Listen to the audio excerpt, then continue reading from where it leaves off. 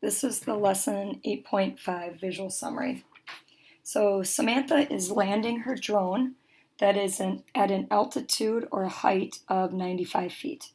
And it descends, so it's coming down at a rate of 7 feet every single second. So what I'm going to do is first just kind of sketch out a little picture of what this looks like. So I know this is my x-axis and my y-axis. So my drone is starting way up here at 95 feet. So this side here is my feet, so this is the altitude. And this side here then would have to be the seconds, so it's my time in seconds. And I know that this is always my independent variable and this is always my dependent variable. So I'm just kind of giving some information that I know just so that I can kind of start thinking about some of these vocabulary terms. Now when I read this, it makes it much easier. It says identify the independent and dependent quantities. Well, I did that here. The independent is the time in seconds.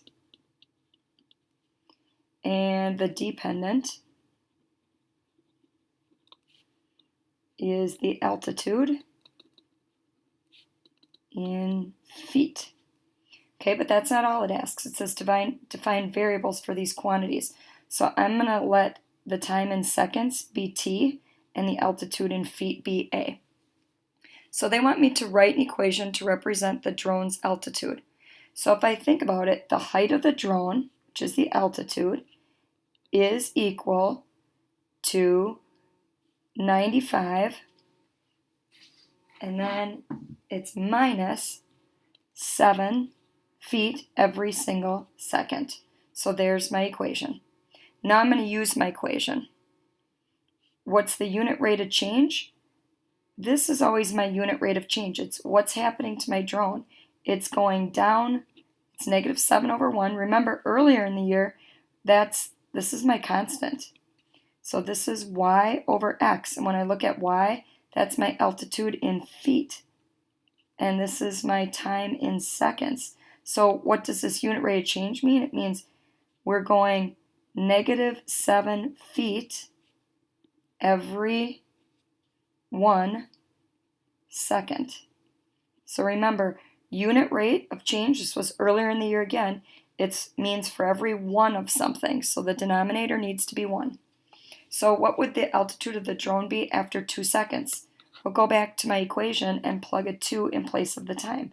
A equals 95 minus 7 times 2. Follow order of operations. I have to multiply. Keep working straight down. And when I subtract, I get 81. That's not a good enough answer. It says, what would the altitude of the drone be after 2 seconds? It would be 81 feet. That's now the altitude of my drone. What's the altitude after 8.5 seconds? So we don't need whole numbers always.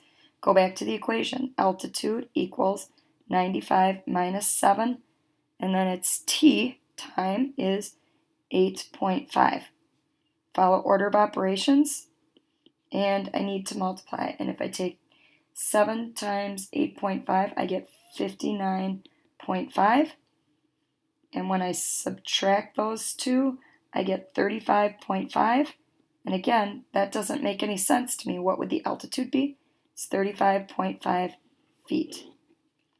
Okay, last one, or second last one. How long would it take? So now I'm looking for the time for the drone to be 42.5 feet off the ground. So this is the altitude. So I'm plugging that in place of A. So 42.5 equals 95 minus 7t. Now I have to solve this. So railroad tracks. Subtract 95 from both sides. So again, remember, I need to bring down the negative 7t. And over here, my signs are different. I need to find the difference. Greater absolute value is negative. So 95 minus 42.5 is negative 52.5. And now if I divide both sides by negative 7, negative divided by a negative is a positive, and I'll get 7.5 equals t. Again, that doesn't make sense. What is t? T is the time in seconds. So it would take 7.5 seconds for my drone to be 42.5 feet off the ground. Okay, how long will it take the drone to reach the ground? So you might say, well, you didn't give me another number here. So going back to our equation, I need to be able to put a number here. But think about that. When the drone reaches the ground, so here it's traveling down. When it reaches the ground, what's the height of it? It would be at 0 feet. So for it to reach the ground, my altitude is 0. So 0 equals 95 minus 7t. Now I could solve this two ways. I could subtract 95 from both sides, or I could add 7t to both sides. I prefer to work in positives, so I'm going to add 7t to both sides. So I get 7t equals 95, and divide each side by 7. Now here I see that I get a big number in my calculator, so I'm going to have to round that, and I'm going to always round to the hundredths. So it comes out to 13.57, again, seconds, and this is just approximately because I had to round. It's not totally exact.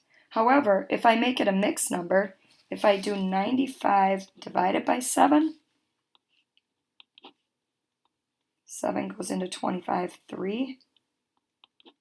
So I get 13 and 4 sevenths. Sorry. I could also say 13 and 4 sevenths seconds. So I would take either of these answers when you're working.